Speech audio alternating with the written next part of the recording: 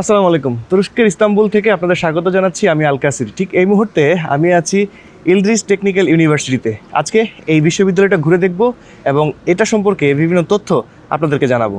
এখানে যা যা দেখি তা আপনাদেরকে দেখাবো। কারণ হচ্ছে তুরস্কে প্রচুর স্কলারশিপ হয় এবং তুরস্কে পড়াশোনার ব্যাপারে বাংলাদেশিদের ব্যাপক আগ্রহ আছে। আমি এর আগে মদিনা বিশ্ববিদ্যালয়, রিয়াদের কিং সাউথ বিশ্ববিদ্যালয় এবং চায়নার একটি বিশ্ববিদ্যালয় নিয়ে ভিডিও করেছিলাম। সেগুলো থেকে বেশ ভালো সাড়া পেয়েছি। সেই ধারাবাহিকতায় আমি বাংলাদেশি শিক্ষার্থীদের জন্য এই ভিডিওটি করতে যাচ্ছি। কিভাবে তুরস্কে পড়তে আসা যায়, তুরস্কে পড়াশোনার সুযোগ সুবিধা কী, স্কলারশিপই বা কী হয়, এসব ব্যাপারে বিভিন্ন তথ্য আপনাদেরকে দেব। এবং পাশাপাশি এই বিশ্ববিদ্যালয়ে যারা পড়াশোনা করেন বাংলাদেশি শিক্ষার্থী, তাদের সাথেও কথা বলবো। তাহলে ভিডিও জুড়ে আমার সাথেই থাকুন।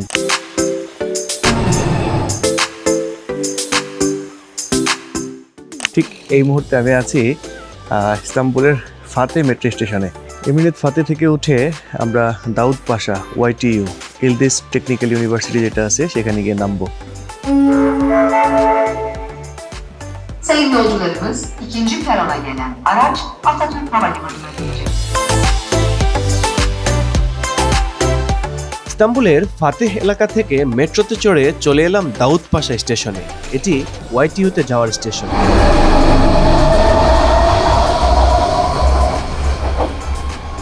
স্টেশন থেকে বেরিয়ে নান্দনিক ফুট ওভারব্রিজ ধরে হাঁটতে হাঁটতে চলে এলাম বিশ্ববিদ্যালয়ের প্রধান ফটকে। এখান থেকে শাটেল বাসে চড়ে যেতে হবে একাডেমিক ভবনের সামনে। শিক্ষার্থীদের জন্য এই বাস সম্পূর্ণ ফ্রি। প্রধান ফটক থেকে বিশ্ববিদ্যালয়ের ভেতরের বিভিন্ন গন্তব্যে যাওয়া আসা করে। তুরস্কে উচ্চশিক্ষার কথা উঠলেই বেশিরভাগ শিক্ষার্থীর নজর যায় ইস্তাম্বুলের কয়েকটি শীর্ষ বিশ্ববিদ্যালয়ের দিকে। আর সেই তালিকার অন্যতম হল ইলদ্রিজ টেকনিক্যাল ইউনিভার্সিটি, সংক্ষেপে YTU। 110 বছরেরও বেশি ঐতিহ্য, শক্তিশালী ইঞ্জিনিয়ারিং শিক্ষা, আন্তর্জাতিক পরিবেশ ও তুলনামূলকভাবে সাশ্রয়ী খরচের কারণে বাংলাদেশি শিক্ষার্থীদের কাছেও এটি বেশ জনপ্রিয়। এটা ক্যান্টিন, এখানে সবাই খাওয়া দাওয়া করে এবং এর পাশে কত সুন্দর মনোরম পরিবেশ, দারুণ পরিবেশ। আসলে এমন পরিবেশে পড়াশোনা আমি এর আগে চায়নার যে বিশ্ববিদ্যালয়ে গিয়েছিলাম সেখানেও এরকম প্রাকৃতিক পরিবেশ দেখেছি। এই পরিবেশগুলো আমার কাছে সত্যি ভালো লাগে। যে বা প্রবলেম এরকম ফেস করতেছেন তো অনেক বড় সুমাইয়া বাংলাদেশি তরুণী, স্কলারশিপ নিয়ে এসেছেন এই বিশ্ববিদ্যালয়ে পড়াশোনা করতে। চলুন তার কাছ থেকে বাকি গল্পগুলো জেনে নিই। আমি হচ্ছে 2016 সালে আসছি তুর্কিশ স্কলারশিপে, যেটা হচ্ছে ইয়েতেবে বলে তার্কিশে। তো মূলত আমি আসছিলাম আপনার ব্যাচেলরে ইলেকট্রনিক্স অ্যান্ড কমিউনিকেশন ইঞ্জিনিয়ারিং সাবজেক্টে, এই তো ইলদ্রিজ টেকনিক্যাল ইউনিভার্সিটিতে। আচ্ছা, এখানকার পড়াশোনার মান কেমন? আমি যদি পার্থক্য করতে বলি বাংলাদেশ আর তুরস্কের পড়াশোনার মধ্যে পার্থক্যটা কি? বেসিক পার্থক্য হচ্ছে এখানের পড়াশোনা অবশ্যই আমি বলবো উন্নত। কারণ আমরা যখন দেশে পড়াশোনা করি, আমার মানে এখানে আসার পর আমার যেটা মনে হয়েছে যে আমাদের দেশে ওই বেসিকটা খুব ভালোভাবে শেখায় না। তো তার্কিতে যখন কেউ ব্যাচেলার করতে আসবে তাদের বেসিকটা একটু কম থাকে আমার মনে হয়। আমরা বাংলাদেশি হিসেবে যারা নর্মাল স্কুল কলেজ থেকে পড়ে আসছে, তো সেক্ষেত্রে হচ্ছে যে সেক্ষেত্রে বলা যায় এখানে পড়াশোনার মান উন্নত। কারো যদি বেসিক ভালো না হয় সেখানে এসে অনেক হিমশিম খাবে। আচ্ছা, তো হ্যাঁ, আপনি অনার্স করছেন, অনার্স শেষ করেছেন, মাস্টার্স করছেন। হ্যাঁ, তো কেউ যদি এখানে স্কলারশিপ নিয়ে আসতে চায় সেক্ষেত্রে তার সুযোগ সুবিধাগুলো কি কি পাওয়া যায়? সুযোগ সুবিধা হচ্ছে যে মূলত প্রথমে হচ্ছে যে 100% স্কলারশিপ, তারপর তার হচ্ছে অ্যাকোমোডেশন ফ্রি, আবার মান্থলি একটা স্টাইপেন্ড পায় যেটা দিয়ে আর কি এখানে চলা যায়। তো এটাই। আর সিকিউরিটি কেমন? আমি এখানে 10 বছর থেকে আসছি, আল্লাহর রহমতে আমি এখনো সেরকম কোনো প্রবলেম ফেস করি নাই। দেখা যায় যে আমরা বাংলাদেশে এটা হয়তো ইম্পসিবল যে 6টা বা 7টার পর একটা মেয়ে বাইরে যাবে, বাট এখানে আমরা যেমন ক্যাম্পাসে রাত 10টার পরও মাঝে মধ্যে যাই। তো আমি কখনো সেরকম কোনো প্রবলেম ফেস করি নাই। বা আপনি কোনো প্রবলেম ফেস যদি কখনো মানে কেউ আপনাকে ফলো করে অর সামথিং, আপনি সব জায়গায় সিকিউরিটি গার্ড পাবেন, তাদের কাছে যাবেন, জিজ্ঞেস করবেন যে বা প্রবলেম এরকম ফেস করতেছেন। তো ওরা হচ্ছে অনেক হেল্পফুল।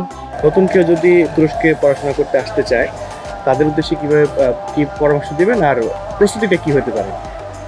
প্রস্তুতিটা হচ্ছে যা মাথায় রাখতে হবে যে SSC ICSE-তে ভালো রেজাল্ট হতে হবে। যেমন GPA 5 তো অবশ্যই লাগবে। আবেদন মনে হয় GPA 5 ছাড়াও হয়, কিন্তু এত বেশি অ্যাপ্লিক্যান্ট থাকে যে GPA 5 থাকাটা একটা প্লাস পয়েন্ট।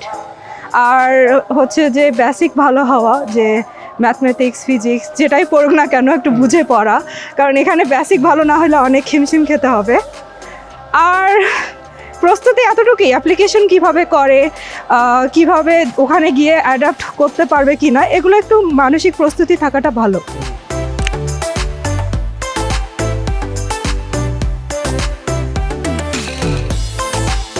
বাংলাদেশি শিক্ষার্থী সুমাই আমাকে জানাচ্ছিলেন এখানে ভর্তি প্রক্রিয়া থেকে শুরু করে সুযোগ সুবিধা, আবাসন, সেফটি এসব বিষয়ে। এবার আমরা একটা ফ্যাকাল্টির ভিতরে ঢুকলাম। এখানে বাংলাদেশি একজন শিক্ষক আছেন যিনি মূলত এখানে পড়াশোনা করার জন্য এসেছিলেন, কিন্তু পড়াশোনা শেষে তিনি এখানেই এখন শিক্ষকতা করছেন। তো তার সাথে কথা বলবো এবং বিভিন্ন বিষয় তার কাছ থেকে জানার চেষ্টা করব।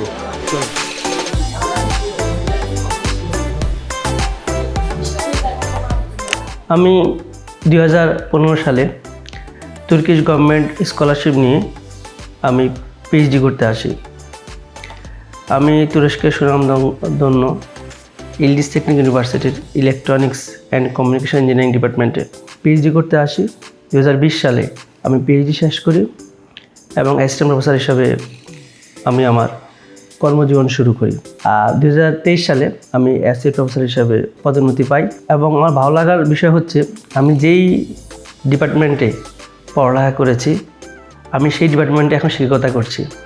পাশাপাশি আমি AI and next generation wireless communication ল্যাবরেটরির ডিরেক্টর হিসাবে কাজ করছি।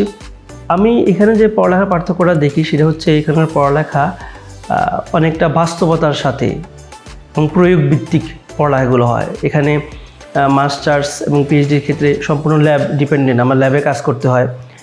কোনো একটা প্রজেক্ট যেটা দেশের জন্য প্রয়োজন সেরকম একটা প্রজেক্টে আমরা কাজ করি, একটা বাস্তবায়নের ক্ষেত্রে আমরা কাজ করি। আমরা কোনো একটা গোলকে লক্ষ্যকে নিয়ে এগিয়ে যাই, যেটাকে আমি মনে করি যে বাংলাদেশে হচ্ছে ওইভাবে প্রিপ্ল্যান্ড দেশের জন্য একটা কাজ হবে, একটা প্রজেক্ট হবে, প্রজেক্ট বেস যে পড়ালেখা স্টাডি, যে পড়ালেখা থেকে দেশ উপকৃত হবে, ওই জিনিসটার আমি একটা ঘাটতি অনুভব করি। আচ্ছা, তুরস্কের প্রতি বাংলাদেশি শিক্ষার্থীদের ব্যাপক আগ্রহ আছে, তাদের উদ্দেশ্যে আপনি কী পরামর্শ দেবেন? অবশ্যই তুরস্ক উচ্চশিক্ষার জন্য সুন্দর একটি জায়গা। এক্ষেত্রে অনেক ধরনের সুযোগ আছে। প্রতি বছর তুর্কিশ গভর্নমেন্ট স্কলারশিপ দেওয়া হয়, যেটা জানুয়ারি ফেব্রুয়ারিতে অ্যাপ্লিকেশন শুরু হয় এবং প্রতি বছর সেপ্টেম্বরে তারা সেমিস্টার শুরু হয়, তার আগে নিয়ে আসে। এটা একটা ভালো সুযোগ। আর একটা সুযোগ হচ্ছে বিভিন্ন প্রফেসরদের ফান্ড থাকে, টুবিটাক, টুসেভ, সব বিভিন্ন ধরনের ফান্ড থাকে। আমিও প্রায় রিক্রুট করি আমার বিভিন্ন প্রজেক্টের ফান্ডে। ওই ধরনের ফান্ডগুলোতে তারা অ্যাপ্লাই করে স্কলারশিপ সহ আসতে পারে। আর যাদের স্কলারশিপ ছাড়া পড়তে চায় তারাও এখানে এসে সেলফ ফান্ডে ভালো ভালো ইউনিভার্সিটিগুলোতে পড়ালেখা করতে পারে।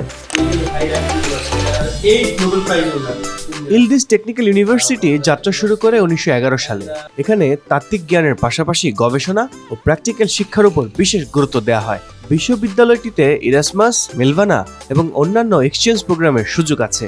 এছাড়া ইউরোপ ও বিভিন্ন দেশের বিশ্ববিদ্যালয়ের সঙ্গে তাদের একাডেমিক সহযোগিতা রয়েছে, যা শিক্ষার্থীদের আন্তর্জাতিক অভিজ্ঞতা অর্জনের বিরাট সুযোগ করে দেয়। Civil engineering, computer engineering, electrical electronics, mechanical engineering এবং মাস্টার্স পিএইচডি প্রোগ্রামে বাংলাদেশিদের আগ্রহ বেশি।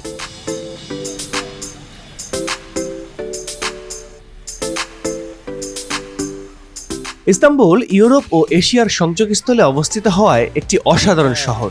এখানে ইতিহাস, সংস্কৃতি এবং আধুনিক জীবনের সুন্দর মিশ্রণ দেখা যায়। আপনি যদি তুরস্কে উচ্চমানের প্রকৌশলী বা প্রযুক্তি শিক্ষা নিতে চান তাহলে ইলদিজ টেকনিক ইউনিভার্সিটি অবশ্যই আপনার বিবেচনায় থাকতে পারে। তুর্কিয়া স্কলারশিপের মাধ্যমে এটি হতে পারে আপনার জন্য চমৎকার গন্তব্য।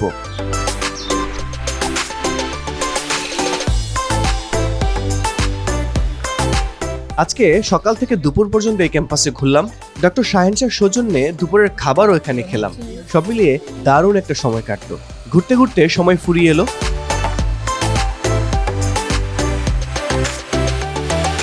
ভিডিওটি ভালো লাগলে লাইক দিন, বন্ধুদের সঙ্গে শেয়ার করুন।